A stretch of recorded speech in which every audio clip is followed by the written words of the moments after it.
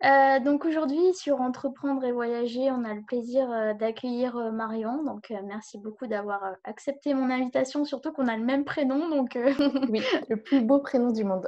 voilà, donc c'est sympa. On va essayer de pas se mélanger entre nous, mais voilà. Alors Marion, voilà, elle va se présenter, elle va vous expliquer. Moi, ce qui m'intéresse dans ton parcours, c'est le fait que tu sois, déjà freelance depuis un moment et que tu n'as pas non plus uniquement, cette activité, mais c'est pour montrer aussi une vision, sur le long terme et Ouais, heu et hem et voilà, donc je te laisse, te présenter avec plaisir. OK. Alors je m'appelle Marion aussi, Marion Giroudon. Je suis freelance depuis, ça vient tout juste de faire 5 ans là. Je me suis Cool. lancée, à l'été 2015. Au début, je proposais mes services, surtout en référencement naturel et payant. Petit à petit, je me suis élargie aussi à la publicité sur les réseaux sociaux et puis maintenant, j'aide les clients de façon globale sur leur stratégie digitale. L'objectif, c'est qu'ils arrivent, à moi avec, un besoin, en général, c'est de vendre leurs produits et que je les aide, en fonction de leur cible, en fonction de leurs problématiques, à trouver les meilleurs moyens qui existent aujourd'hui sur internet pour se faire connaître et pour vendre. Voilà et puis en parallèle de ça, j'ai une autre activité qui est d'aider, les freelances soit à se lancer, soit à développer leur activité. Donc pour ça, j'ai un blog et j'ai une chaîne YouTube, Mmh. qui s'appelle Super Freelance. Alors là, c'est un peu en pause parce que c'est l'été, mais sinon je poste assez régulièrement des contenus qui aident, sur toutes les questions qu'on peut se poser quand on est en freelance, que ce soit sur l'administratif, sur l'organisation et surtout sur comment on trouve des clients. Parce que c'est Ouais. souvent, ce qui génère le plus de questions et le plus d'inquiétudes pour ceux qui démarrent. OK, super. Alors en fait, juste pour comprendre, aujourd'hui, tu partages ton temps comment entre les 2? Est-ce que ça dépend Heu des périodes ou, Ouais, franchement, ça dépend des périodes. Là, sur la partie, aide aux freelance, il y a 2 parties. Si tu veux, il y a le contenu que je propose, gratuitement sur internet, donc les vidéos sur YouTube, les articles de blog. Je fais pas mal d'articles sur d'autres blogs aussi et je fais parfois des webinaires. Au-delà de ça, j'aide aussi des freelances de façon individuelle. J'ai des programmes de mentorat où, voilà, il y a des souvent, c'est des personnes qui ont envie de se lancer ou qui se sont lancées il y a peu, mais qui n'arrivent mmh? pas vraiment à décoller. Et puis je les aide à bien repenser leur offre, leur positionnement, leur stratégie pour trouver des clients.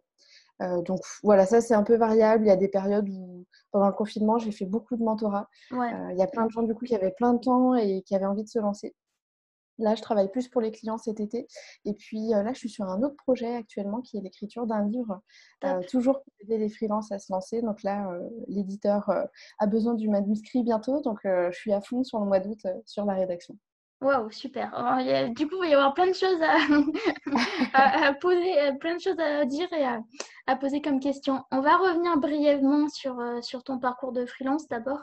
Ouais, Donc, il y a 5 ans déjà, en ouais, plus aujourd'hui on a il y a une grosse évolution dans le freelancing. Voilà, j'imagine qu'il y ouais. a 5 ans, c'était pas du tout la même situation, le même état d'esprit et cetera. Qu'est-ce qui t'a fait te lancer en tant que freelance? Pourquoi le référencement naturel qui, lui aussi, en 5 ans, a connu une grosse A beaucoup évolution? changé. Voilà, comment ça a démarré? Avec qui tu as commencé à travailler? Alors, moi, ce qui m'a donné envie de me lancer, c'est que je venais de changer de travail et mon nouveau travail, me plaisait pas du tout. D'accord. J'avais quitté un job où j'avais beaucoup de liberté, je travaillais de chez moi, j'étais presque la seule de la boîte à avoir ce privilège. J'avais fait mes preuves, voilà, on me laissait tranquille, on me faisait confiance. Mais le boulot que j'avais là-bas avait beaucoup évolué, c'était plus ce que j'étais venue faire au départ, donc je suis partie.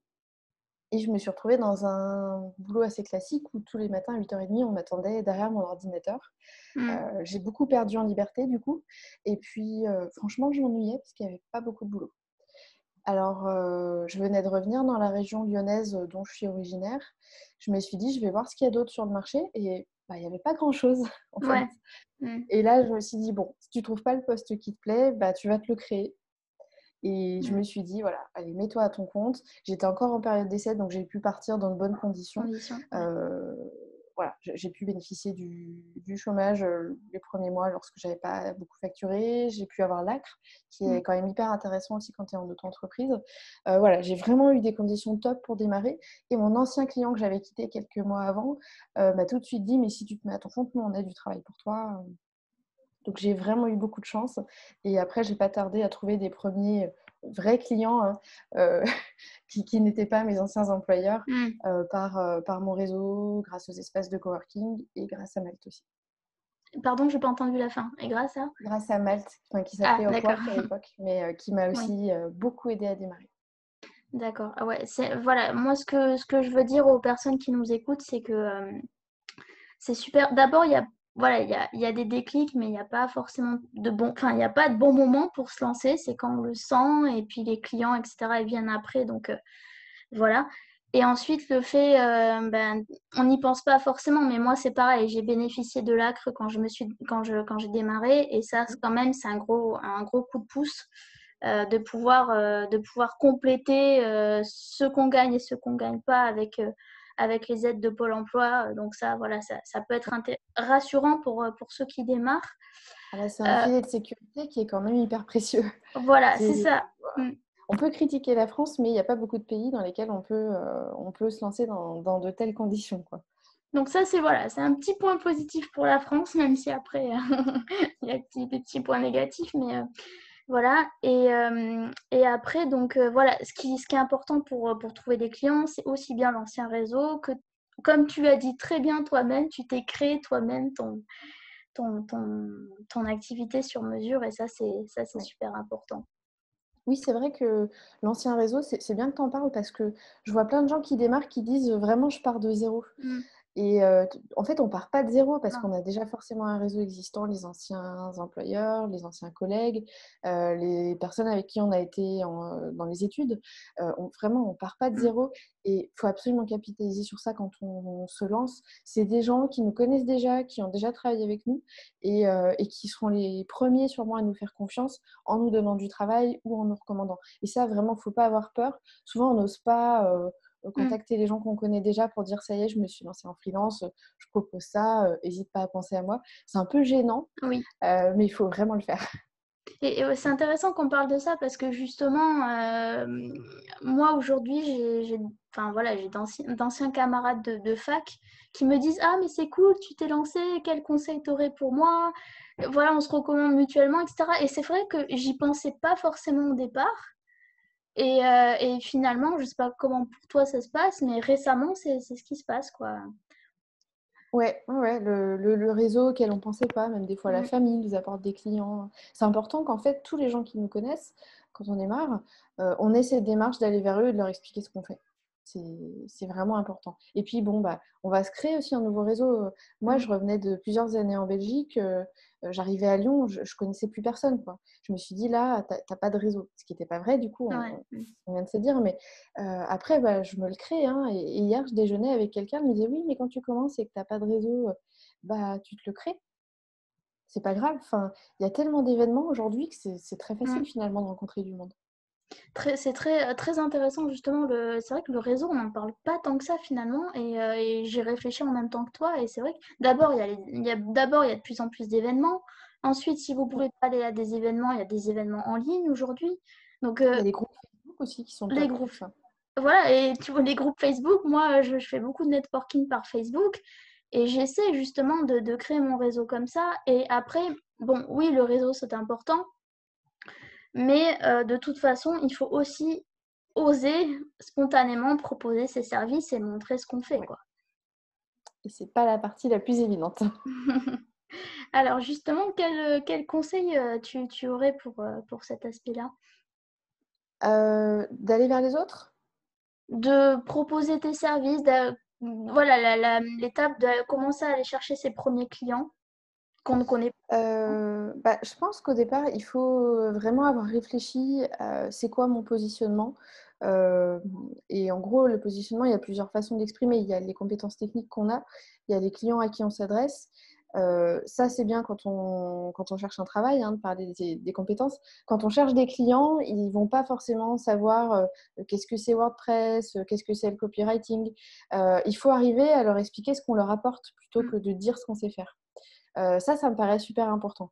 ouais. Et on voit de plus en plus, hein, fleurir sur LinkedIn des gens qui mettent pas un intitulé de poste, ils mettent pas je suis consultant en ça, ils disent j'aide les entreprises de tel type à faire ça. Et je pense qu'il faut avoir ce réflexe de savoir se présenter de façon très simple en fonction de la personne qu'on a en face de nous. C'est un peu notre pitch finalement. Mm. Mais ouais, vraiment être capable, quand on rencontre quelqu'un, en quelques mots, de lui faire comprendre ce qu'on fait. Parce que c'est ça qui va retenir, c'est ça qui fera que peut-être la semaine d'après, il nous appellera parce qu'il a un Ouais. ami qui cherche quelqu'un, ou dans un mois, finalement, lui, il a un besoin et il se rappelle qu'on lui a dit ça, donc il fait appel à nous. Donc ça, c'est très important. Après, des moyens de trouver des clients, il y Mm. en a des milliers, je Mm. pense. Mm. Déjà, dans un article de mon blog, j'en avais répertorié 40. Ah oui. Il y a plein de façons de produire du contenu, que ce soit audio, vidéo, écrit, que ce soit des infographies. Il y a la publicité, il y a justement le networking. Il y a les plateformes de freelance aussi qui peuvent Mm. vraiment beaucoup Ouais. aider quand on démarre. C'est illimité, quoi. C'est ça qui est Et génial, puis, justement, en pour fait. ceux qui osent, il y a aussi la prospection, se dire j'ai identifié qu'il y a telle et telle boîte qui m'intéresse beaucoup. Bah, je vais les contacter directement. Ça, c'est plus dur, c'est vrai. Mais il faut en passer par là et justement, ça Ouais. peut déboucher à de très belles surprises. Donc, mm. Bah, complètement, parce que quand on est dans une démarche plus, on va dire, inbound marketing, Ouais. on essaie de faire venir des gens à nous. Après, on peut filtrer et dans le tas, prendre ceux qui nous intéressent le plus. Quand on est dans une démarche de prospection active, c'est vraiment nous qui choisissons complètement les entreprises vers lesquelles on veut aller. Donc, on est quand même plus acteur, plus décideur dans ce processus-là, quoi. Tout à fait. Je suis complètement d'accord et voilà, ne vous bloquez pas, je pense, à on va dire à certaines règles de prospection. Je pense que Oui, ce qui fonctionne pour une personne ne fonctionne pas pour une autre et vice-versa. Donc il faut vraiment en fait, enfin moi je dis souvent et ça doit devenir ton jeu à toi. oui, Si tu as envie de prospecter par de l'audio, ben vas-y, prospecte par de l'audio. Si tu veux prospecter plutôt sur les réseaux sociaux, enfin, je pense que chacun a un petit peu son truc. Moi, je suis pas une grande fanat d'événements, par exemple. Mais oui. par contre, j'hésite pas à proposer spontanément mes services dès que même quand je trouve un concept qui m'intéresse, tu vois. Voilà. Donc, Bah, je disais tout à l'heure que je trouvais pas le poste qui m'intéressait et donc j'ai décidé de le créer. mm, Créer notre poste, c'est pas juste décider de quelle prestation on va proposer. C'est aussi comment on va commercialiser tout ça. Et il faut faire quelque chose. Il faut une stratégie de vente, on va dire, dans laquelle on se sent à l'aise. Si quelqu'un est très timide, très introverti, il va pas faire de la prospection directe, froide auprès de gens qui n'ont rien demandé. Il va chercher des moyens de faire venir des prospects à lui.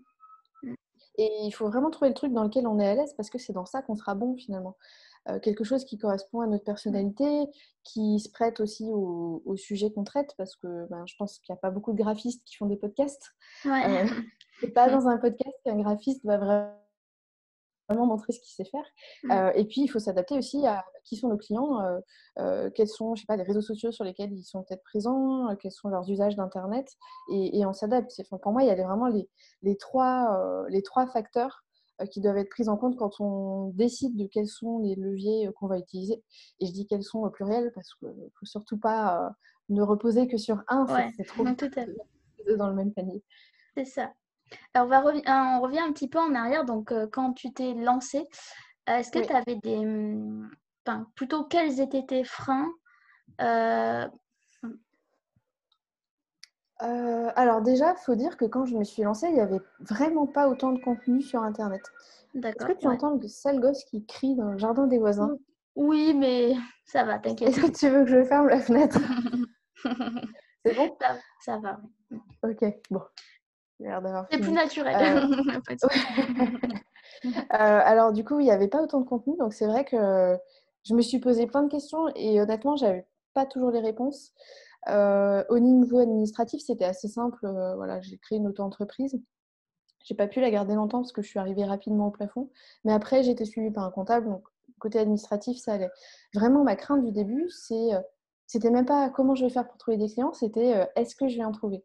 Ouais, ouais. Parce que dans ma tête, j'étais pas une commerciale, j'étais pas une vendeuse. Franchement, c'était vraiment ma crainte. Et C'était après, une grosse. au niveau de ton entourage, ou est-ce que tu as eu je sais pas, des mauvaises réactions? Est-ce que tu étais dans un schéma où c'était un peu compliqué? Non, ça va. J'ai pas eu trop de réactions. Je viens d'une famille où tout le monde est plus ou moins à son compte. D'accord. Heu, j'ai beaucoup vu mes parents galérer quand j'étais petite, parce qu'ils étaient commerçants et je me disais quand même: «Ils se fatiguent pour pas grand-chose, hein». Mmh. Je leur disais: «Moi je ferai jamais ça, je serai salariée toute ma vie». Donc mon père était un peu surpris, sauf qu'avec internet, on peut travailler, en étant à son compte, d'une façon qui est totalement différente, avec beaucoup de liberté, avec beaucoup moins de risques aussi parce que mes parents, ils ont dû acheter des magasins, investir dans du matériel, moi j'ai acheté un ordinateur parce qu'à ce moment-là, le mien avait lâché. C'est Ouais. mon seul investissement quoi, 400 € pour Mmh. un portable. Donc Ça, c'est très franchement, intéressant, ouais. Ouais. bah oui, franchement Non, mais par aujourd'hui tu rapport peux à te avant, lancer c'est sans c'est risque. clair qu'il y a un changement par rapport à ça, ouais. Mmh.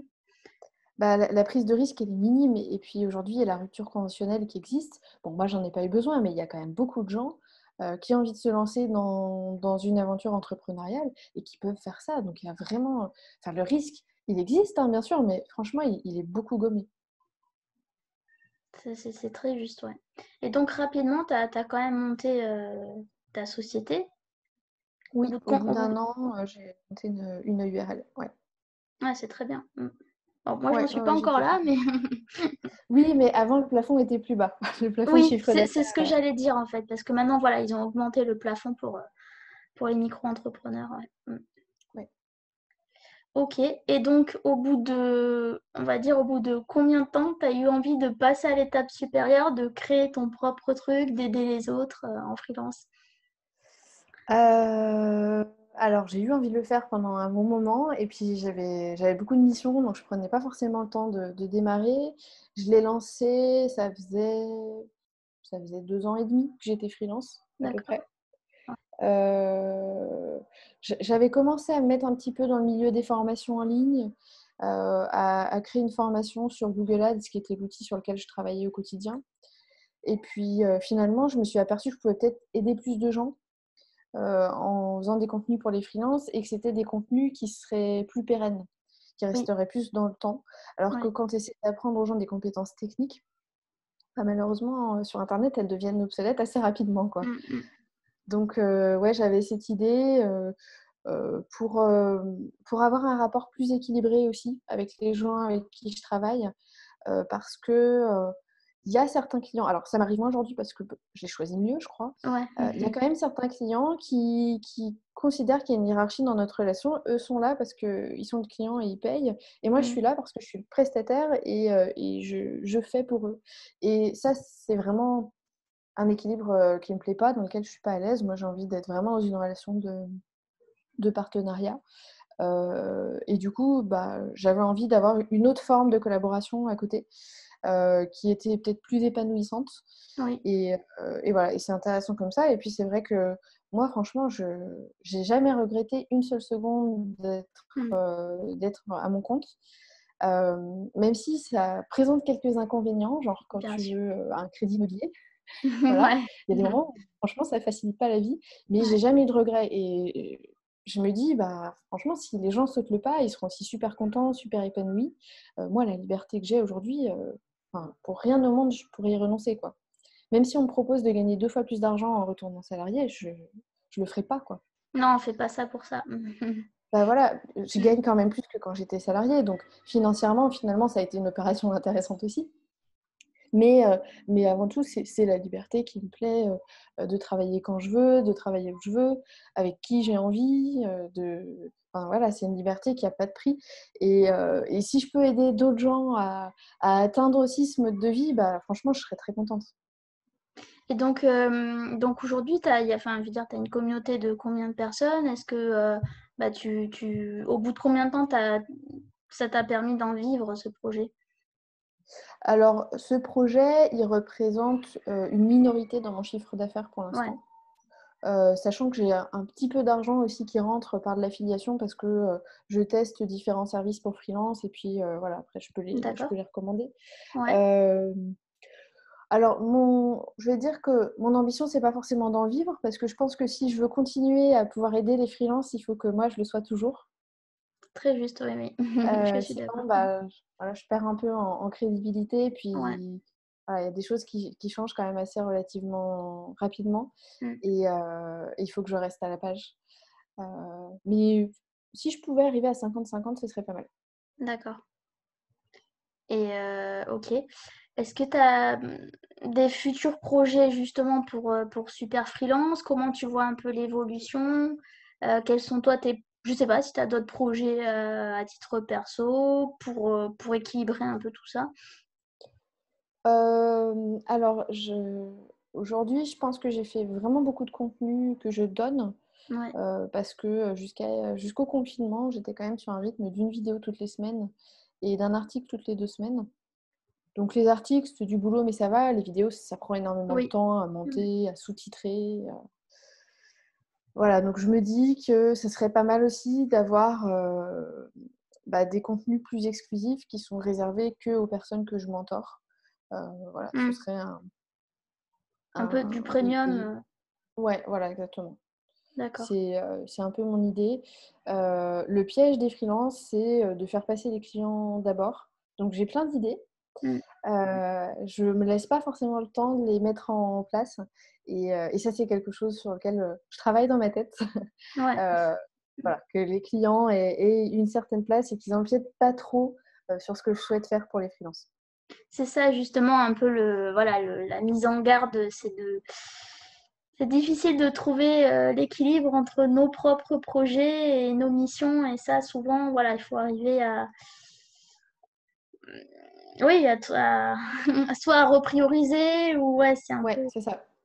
Et puis l'émission, c'est de l'argent, qui arrive tout de suite ça. et j'ai beau avoir depuis 5 ans un flux de nouveaux prospects qui arrivent de façon très régulière, c'est pas grave si je dis non à une mission. Je sais qu'il y en a d'autres qui vont arriver.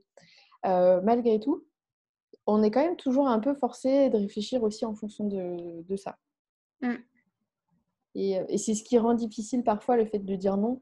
Le fait de dire non à une rentrée d'argent, le fait de se dire: «Bah, oui, mais cette personne-là, elle vient par quelqu'un de mon réseau. Si je dis non, bah, la personne de mon réseau peut-être ne me recommandera plus». Heu, c'est toujours un peu délicat. Est-ce que tu as un gros, enfin, on va dire, tu as un gros réseau d'entrepreneurs, de personnes que tu connais bien ou c'est des connaissances, Heu, générales, alors j'ai un gros réseau de freelance. En fait, quand j'ai commencé à essayer de réseauter, j'étais pas du tout à l'aise avec ce que je faisais. J'allais dans des apéros d'entrepreneurs, on était tous là pour vendre quelque chose Mmh, et franchement, ça me plaisait pas. La bonne formule que j'ai trouvée, c'est, de me constituer un réseau de pas de clients, mais de prescripteurs, donc en fait des autres freelances. d'accord. Et ça, j'ai un réseau assez solide parce que, depuis début 2016, j'organise chaque mois à Lyon un after work, Malte. C'est ce qui m'a permis d'être assez vite identifiée et que plein de gens que je connaissais ou pas d'ailleurs, me contactent avec plein de questions et c'est un peu ça aussi qui m'avait fait dire: «Attends, en fait, j'ai des choses à apporter, j'ai plein de gens qui me sollicitent, il y a plein de Mmh, freelances qui se posent des questions» et ça a participé à ma décision de lancer Super Freelance d'accord. et du coup, ça m'a apporté un réseau très précieux, qui m'amène beaucoup de missions, voilà, les autres freelances aux compétences complémentaires, c'est vraiment des gros apporteurs d'affaires. O et sur, donc aujourd'hui, donc toi, voilà, tu choisis principalement les missions sur lesquelles tu travailles. Est-ce que tu as des spécialités? Est-ce que c'est vraiment par affinité? Est-ce qu'il y a des thématiques qui reviennent? Alors, justement, c'est beaucoup par affinité. J'aime beaucoup le secteur du tourisme et puis il se trouve que quand tu commences à faire des missions là-dedans, tu as un bouche à oreille qui se met en place, Ouais. et les prochains prospects qui arrivent sont là-dedans. Quand il y a un prospect qui me contacte, par exemple sur Malte, s'il est dans le tourisme, j'ai plein de références qui vont le rassurer, donc j'ai plus de chances de le signer. Voilà, donc on va dire que la moitié de mes clients sont dans le tourisme. J'ai des hôtels, Mmh, j'ai super, des antennes départementales des Gîtes de France, j'ai des parcs d'attractions. Enfin, ouais, tourisme, c'est vraiment un secteur qui me plaît beaucoup top. Mmh. et puis après par opportunité, j'ai eu aussi beaucoup de clients qui sont qui sont des réseaux de franchise, en fait. Ouais. Dans des secteurs très différents, hein. J'ai eu du service à la personne, de la beauté, du retail, mais en fait, ils ont en tout cas sur, la publicité en ligne, ils ont les mêmes contraintes, ils ont les mêmes problématiques, Mmh. que je sais anticiper du coup. OK. Puis après, quand on me contacte, si le sujet me parle, je suis toujours contente d'avancer avec le prospect et puis de voir si on peut travailler ensemble. Top, top et moi, le tourisme, j'adore ça aussi donc Bah, voilà. justement, ça va nous permettre de rentrer un petit peu dans le nomadisme digital. Est-ce que toi, tu l'as expérimenté? Comment tu vois les choses? Je l'ai Quel- expérimenté au Maroc, à Madère et au Mexique. Top. Ouais. En fait, partout où on va, il y a toujours des petits coworking, des cafés avec un bon wifi. On trouve toujours dans les villes un article de blog, un conseil sur les réseaux sociaux pour un bon endroit pour bosser. Ça, je trouve ça très cool. Tu le fais souvent ou Bah, en général, je fais un séjour par an. D'accord. De plus ou moins longtemps? Oui, voilà. Mais maintenant, c'est vrai que j'essaie de plus couper. J'ai fait l'exploit début juillet de prendre une semaine de vacances et de ne pas regarder mes mails. Ouais, c'est dur. Euh, ouais, c'est ça. Donc, franchement, j'y suis arrivée, mais c'était pas facile. Mais ça demande de l'anticipation aussi, hein. Donc, dans ces cas-là, tu préviens tes clients que là, tu prends une semaine off complet et Voilà. tu Je fais ton préviens en travail avance, avant. on anticipe tout. Ouais, Ok, il n'y a voilà. pas il y a pas de souci, quoi. Non, Donc, c'est non. important à retenir, surtout, oser prendre une vacance sans regarder, oser prendre une Ouais, semaine de vacances sans regarder c'est ses emails. important. Ouais, je pense. Exactement. Mais ça a pris du temps, j'imagine. Enfin, c'est... Ça a pris du temps parce qu'au début, on est très exigeant envers Ouais. nous-mêmes. On pense que tout est important, que tout est grave. Et en fait, bon, les clients, pendant une semaine, s'ils n'ont pas de nos Oui. nouvelles, c'est pas grave, ils sont pas là à penser à nous 24 heures sur 24. Ouais, c'est marrant parce que je me suis fait la même réflexion quand j'étais partie une semaine au Maroc, ouais, bah, l'année dernière. Et en fait, je suis partie une semaine et je me suis dit, mais attends, ça n'a rien changé en fait. Donc, tranquillise-toi, calme-toi. C'est La ça. Terre, elle n'arrête pas de tourner, quoi. Voilà, c'est... Mais c'est Bah, vrai c'est qu'au ça. départ, c'est difficile. Oui, il faut arriver juste à se détendre un peu. Ouais. Au début, voilà, on imagine qu'il faut être extrêmement disponible. Non, c'est pas forcément le cas. Je pense qu'on arrive à ajuster un petit peu notre niveau d'attente, qu'on arrive à mieux percevoir ce qui est urgent, ce qui est prioritaire ou pas. Mais ça, je pense que ça demande un petit peu d'expérience, un petit peu de lâcher prise. Ouais, ça, c'est super important. Quelle destination t'as préférée alors? Euh, C'est difficile. Je pense que les destinations où je suis allée et où j'ai travaillé, c'est pas celles dont j'ai le plus profité. Ouais, bien sûr. Du coup, c'est pas mes meilleurs souvenirs de voyage. Ouais. Voilà. Pour moi, c'est cool de me dire, je peux travailler d'où je veux, sauf qu'en fait, soit il faut partir très longtemps quelque part pour se dire, bah, je vais consacrer Mm. quelques heures chaque jour à mon travail et j'ai pas l'impression de rater quelque chose. Soit il faut pouvoir partir, profiter du voyage et déconnecter complètement, quoi. Si c'est pour 2 semaines, par exemple. Ouais, je suis complètement. Enfin, voilà, surtout voilà, pour des petites durées, que ce soit une semaine, 2 semaines, Ouais, là, il vaut mieux couper. Je suis complètement d'accord avec toi. Après, moi, je suis partie 2 mois en Thaïlande. Bon, là, voilà, comme c'était une durée un peu plus longue, ça va, on peut faire mi-travail, mi-profiter. Mais ouais, c'est vrai que ouais, je suis assez d'accord avec toi de bien arriver à couper un peu soit les différents types de séjours ou de déconnexion. ouais, Il faut savoir pourquoi on part, dans quelle optique. Ouais. ouais. Et puis je pense que du coup, il faut. Je vais fermer la fenêtre cette fois. Attends, j'arrive. Pas de souci.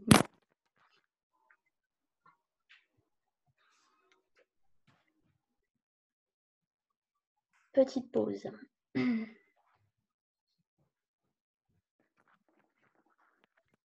Sympa, ça c'est le voisin Pas de qui problème. bricole J'espère chez que nous, c'est calme, qui laisse moi tout aussi. ouvert. Ouais. Ouais, ouais, j'entends rien derrière toi. Mais Ok, du bon, coup, ça va. enfin, moi, ce qui peut me créer de l'angoisse ou du stress ou m'agacer un peu, c'est si j'ai des engagements à une heure fixe. Ouais. Voilà, tu voyages, bah, Ouais. je pense qu'il faut que tu puisses, que ton travail s'adapte à ton emploi du temps. Alors que si tu t'es engagé à appeler un client à telle heure, bah voilà, faut que tu sois à un endroit calme avec du wifi. C'est un peu pénible. Si Mm. tu dois produire Ouais. du travail pour un client, là tu le feras au moment qui t'arrange, qui va le mieux dans ton planning, genre quand il pleut ou Mm. tu profites un peu plus, quoi. Ouais, je suis assez d'accord parce qu'en fait, avant, j'étais community manager. Maintenant, je fais de la rédaction web. Et justement, ce que j'aime dans la rédaction web, c'est que j'ai pas des horaires fixes de rendu de mes Oui, productions. comparé au community management où c'est hyper chronophage. Et justement, j'ai enlevé ce premier frein-là Ouais, pour que quand je puisse voyager, voilà, j'ai pas cette question d'horaire, elle est tu assez as plus de importante. liberté finalement. Ouais. Et après, le seul truc, c'est par rapport au rendez-vous client, où là, Ouais. voilà, on est quand même obligé de fixer un certain timing. Mais bon, voilà, c'est pas tout le temps non plus, donc Si tu peux le limiter, ouais, c'est bien, quoi. Tu profites un peu plus de ton voyage. c'est ça. Moi après, ce que j'aime bien justement, puisque tu en as parlé tout à l'heure, c'est, le projet d'écrire un bouquin. Je crois que tu en Ouais. as déjà écrit un. Oui, Donc là, exactement. tu pars sur un deuxième. Ouais, en fait, j'avais été contactée en 2018 par un éditeur qui me proposait d'écrire un livre, pour, démocratiser un petit peu le digital pour les Ouais. petites entreprises. Donc, j'étais hyper flattée qu'on pense à moi. Ah oui. Heu, c'est un truc qui m'avait toujours intéressée. J'aime beaucoup écrire. J'aime beaucoup lire aussi et oh là, le projet a été d'une longueur incroyable. J'ai livré le manuscrit, l'éditrice est partie plus tôt que prévu en congé maternité. Voilà, le truc est resté en stand-by Ouais, 6-7 mois le temps qu'elle revienne et donc le livre est sorti en octobre 2019. ouais. Voilà, donc c'est intéressant, mais je me disais quand même, c'est un peu ce que je te disais tout à l'heure, on est sur du savoir très technique qui Mmh, devient obsolète très rapidement. Et du mmh, coup, ben, quand on a fait la phase de relecture après les 6-7 mois d'absence de l'éditrice, il y a ouais. plein de choses que j'ai changées. Je me suis dit, ce livre-là, franchement, j'y ai passé beaucoup de temps. Et en fait, il a une durée de vie qui va être limitée. Et Mmh, je me suis dit, ce serait peut-être plus intéressant d'écrire sur l'autre sujet qui me tient à cœur, qui est le freelancing, où là, bon, à part sur la partie administrative, où effectivement, il y a des changements qui sont assez réguliers, le reste, comment bien s'organiser, comment avoir ouais. une stratégie pour acquérir des clients, bah, c'est des choses qui restent. Dans 3 ans, ça n'aura pas changé fondamentalement, quoi. Donc j'avais cette envie dans un coin de la tête, Donc cette mais fois-ci, bon, c'est parti de toi, bah, cette envie? j'avais l'idée et puis Ouais. un éditeur m'a Ah. contactée, heu, après avoir, consulté mon blog, donc c'est très bien tombé. Mais voilà, encore une fois, j'étais un peu piégée par mes missions, par mes clients et du coup, j'étais pas très actrice dans ce rêve, on va dire et ça m'est tombé dessus, donc j'ai eu beaucoup de chance. C'est top. Et en fait, donc voilà, enfin, c'est vraiment super, quoi. C'est des maisons d'édition qui t'ont contacté Ouais, directement, les donc 2 fois, j'ai eu beaucoup de chance. donc ça, c'est Bah, vraiment c'est super. aussi, ça fait partie des avantages quand tu te rends visible sur internet, que tu publies du contenu de façon régulière.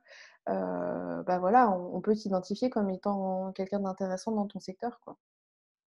Ouais, bah, justement, moi, c'est mon objectif aussi, donc voilà, je me dis que peut-être, bah, peut-être j'aurai cette chance-là aussi un jour, parce que moi aussi, j'aimerais bien écrire. Bah, je te le souhaite. Hem, j'ai oublié ma question. C'est pas grave, ça va revenir. Oui, le premier bouquin, tu eu de bons retours? Ça a bien fonctionné? Ou est-ce que J'ai eu du c'était bon plus retour. finalement, oui, enfin, ouais. Comment ça s'est passé? Bah, j'ai de bons retours, j'ai pas forcément de chiffres très précis sur les ventes parce que c'est très long tout ce qui se passe en Ouais, librairie. ouais. Hem, mais en tout cas, voilà, je sens que quand j'échange avec un prospect, de lui dire que j'ai écrit un livre sur le sujet et qu'il est édité et publié. Enfin, voilà, ça aide quand même Mmh. à le convaincre de ma crédibilité, on va dire. Bien Donc sûr, ça tu gagnes en m'apporte pas forcément des prospects, mais ça m'aide à convertir ceux que je trouve. disons que toi, tu gagnes en autorité, donc Ouais, complètement. Donc c'est cool parce que ça a été vraiment un gros travail. J'ai passé beaucoup de temps. C'est très difficile parce que moi, j'ai l'habitude enfin, je me sentais assez pédagogue, tu vois? ouais. J'explique souvent les choses aux clients en atelier, à des gens qui sont face à moi ou même sur le blog, mais sur le blog, on peut te mettre des commentaires, poser des questions. Là, non, il faut que ça soit limpide, direct parce qu'en fait, les gens, ils sont pas en face de toi, ils peuvent pas te poser de questions. Et Mmh. là-dessus, l'éditrice a été d'une grande aide parce qu'elle, bah, elle y connaissait rien Ouais. dans tout ce qui est digital. Et plusieurs fois, elle m'a dit: «Mais ça, je comprends pas» et il y avait des choses qui, pour moi, semblaient évidentes, qui coulaient de source, qui le seraient pas forcément pour les personnes qui allaient lire le livre. Mmh.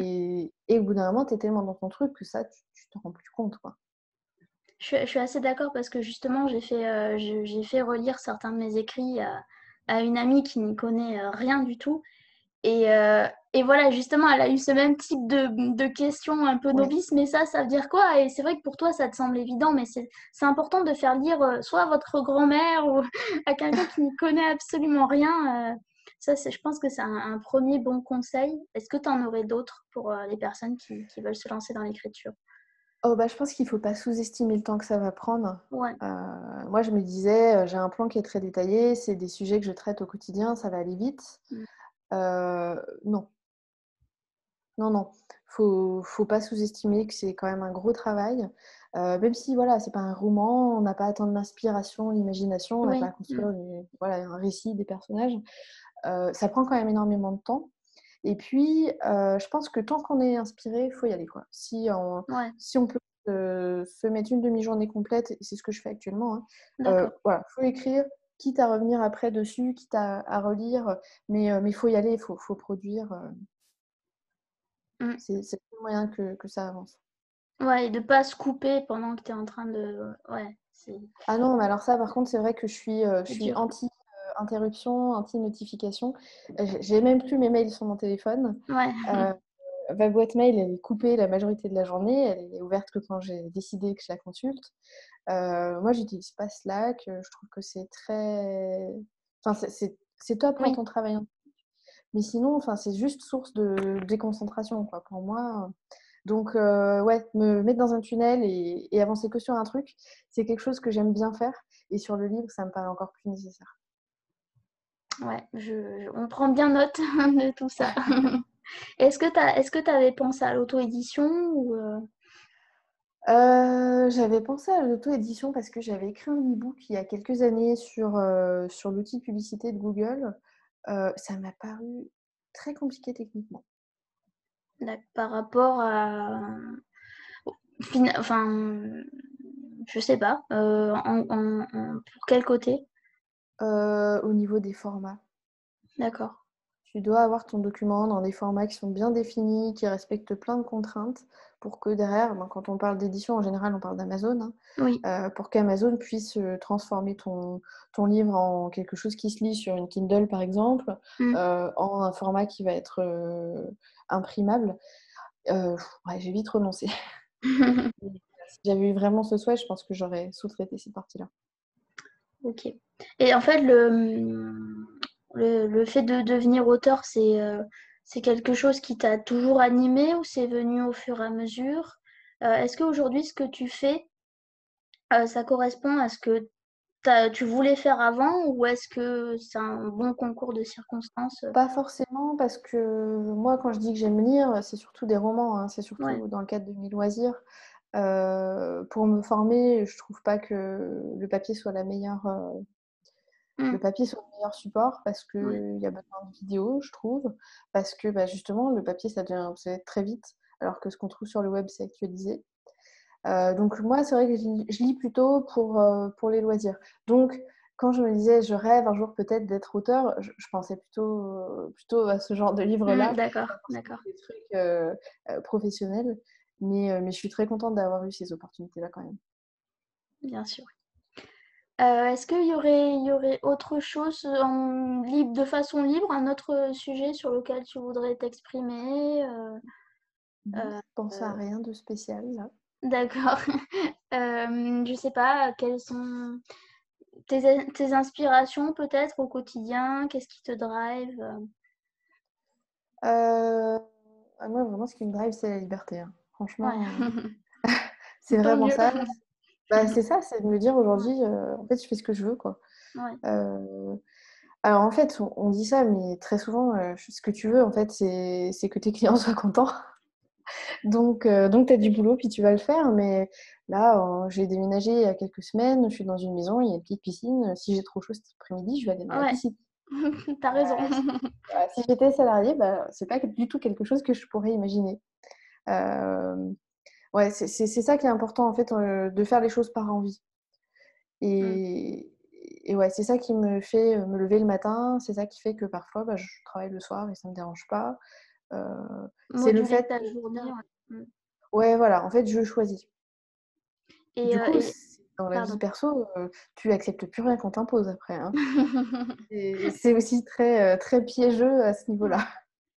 Oui, parce que j'allais te demander, aujourd'hui, ce que tu fais, c'est c'est c c'est ce qui t'anime, est-ce que Ouais, tu c'est pas enfin, pour moi, personnellement, des fois, je suis en train de travailler et je me dis: «C'est pas du travail», tu vois? Enfin, ouais. on aime tellement ce qu'on fait, et pourtant ça a de la valeur, c'est du travail, mais ça prend une autre dimension, quoi, c'est pas Et du puis tu le travail. fais tranquille chez toi, Voilà.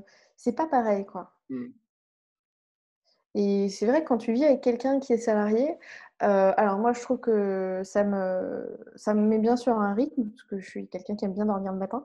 Ça Ouais. me voilà, je me dis: «Bon là, je vais peut-être me lever quand même». Mais c'est difficile en tant que salarié de partir, pour te faire 3/4 d'heure de voiture et aller au travail, pendant que l'autre reste bien tranquille, Mmh.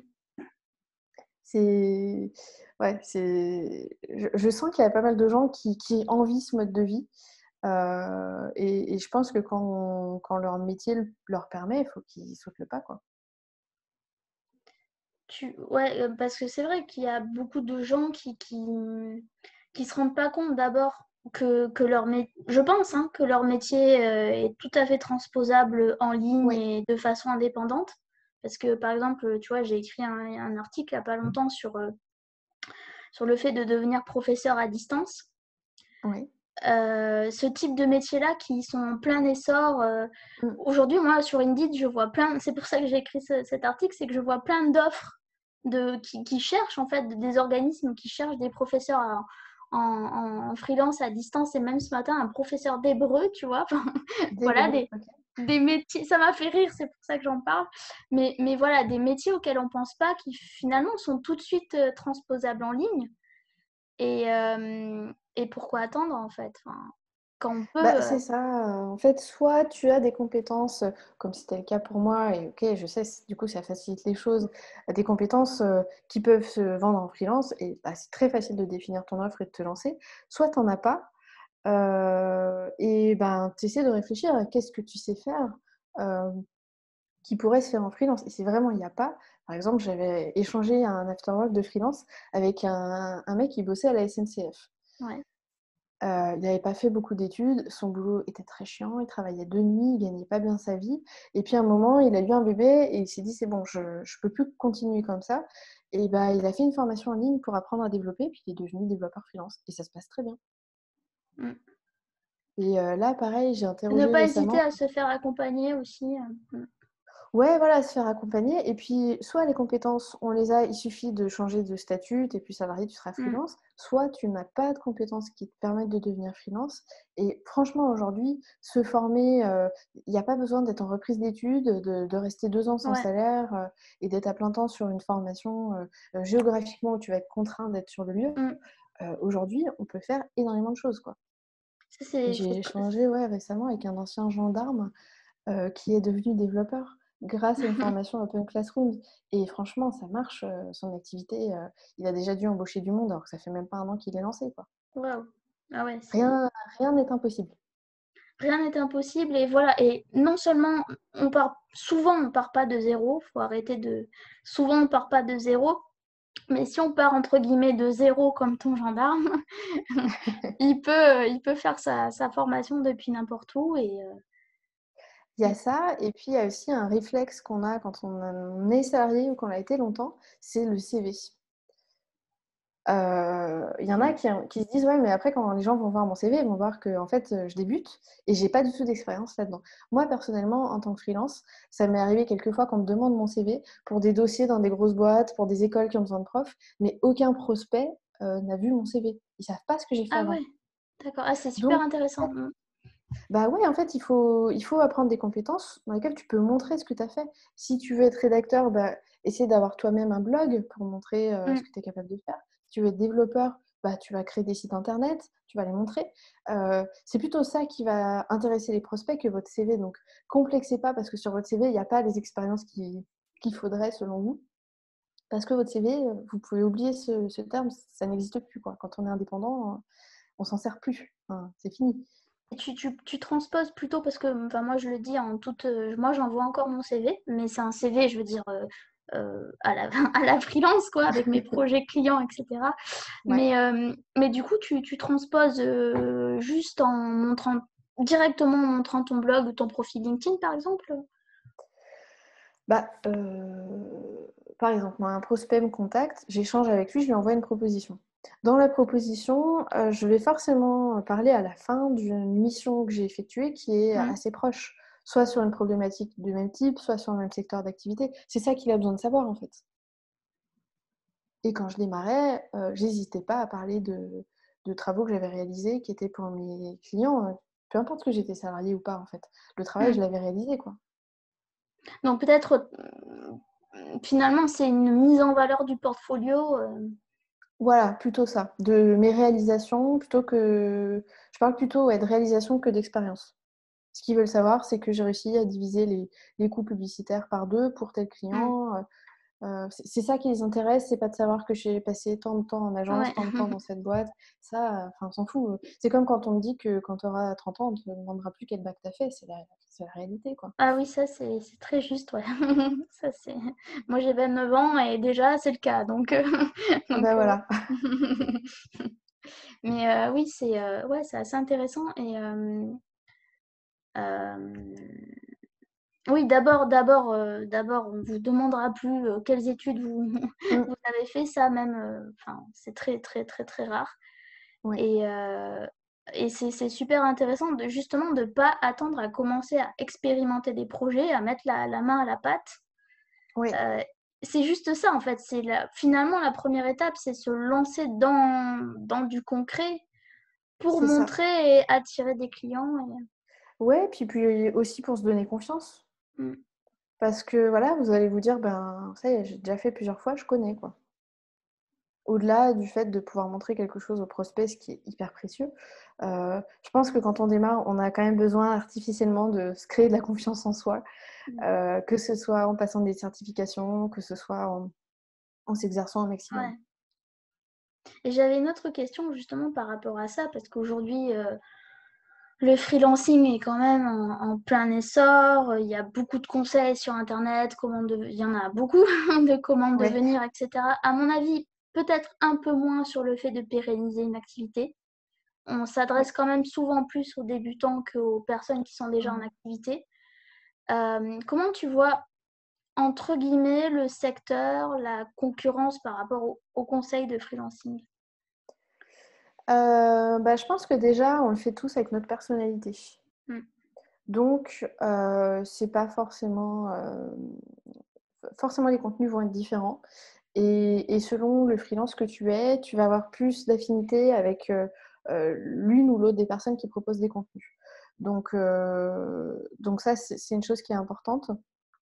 Généralement, ceux qui proposent des contenus pour les freelances, enfin, on se connaît, quoi, on échange assez régulièrement. Je trouve que la communauté de freelance, elle est quand même assez bienveillante. Mmh. Pour moi, on a tous conscience qu'on apporte quelque chose de différent. Et ça, c'est très Heu, important et c'est pour ça justement que j'invite plusieurs personnes, sur la chaîne. C'est justement pour montrer je pense que la majorité des personnes, en tout cas, ont conscience que chacun amènera une valeur, différente à mmh, un moment donné. Heu et moi, ce que je trouve passionnant, c'est le fait de dire, que, malgré que les sujets soient similaires, il y a toujours quelque chose à apporter dans le domaine du freelancing en termes de nouveaux contenus. ouais, et puis comme tu le disais, la personne qui s'apprête à démarrer, elle a 2 grosses, interrogations. C'est l'administratif, c'est, comment elle va Mmh. trouver des clients. Mais quand tu as une activité qui tourne, les interrogations que tu vas avoir, elles sont très différentes. Ouais, Comment je m'organise mieux? Comment je scale mon activité? Comment je me débarrasse de ce client avec qui ça se passe plus très bien? Comment est-ce que je prépare l'avenir? Parce qu'en fait, il y a un moment où en freelance, tu atteint un plafond de verre, quoi. Parce ouais, que c'est ça. soit tu continues tout seul, mais tu progresses plus, soit tu changes un peu de prestation, soit tu augmentes la taille de ta structure. Soit tu fais autre chose. Pour certains, c'est aussi un tremplin vers l'entrepreneuriat au sens plus classique, créer un Oui, produit avec une équipe. Oui, voilà, c'est des questions qui vont forcément arriver. c'est intéressant parce que justement je suis en enfin moi je pense que je suis à cette étape-là Oui. et Toi, alors, deux questions. La première, tu fais tout toute seule à 100%. Et la deuxième, quels seraient tes conseils pour taper un peu dans le plafond de verre, justement? Alors, je fais pas tout à 100% toute seule. D'accord. Ça m'arrive d'avoir besoin de services que moi que mes clients aient besoin de services que je fais pas. Ok, Donc là, je sous-traite ce que je sais pas faire en transparence avec le client. d'accord. Ça m'arrive aussi d'avoir des périodes de pic d'activité. Ouais.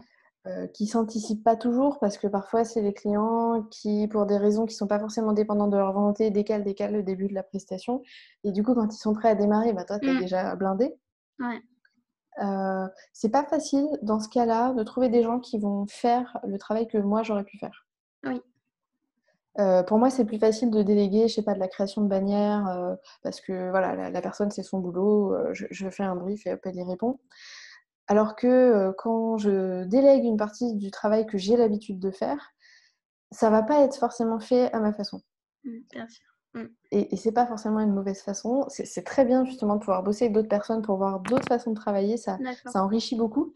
Mais voilà, faut apprendre à lâcher prise parce que, la personne va avoir sa façon de travailler et il faut que les 2 on y trouve notre compte.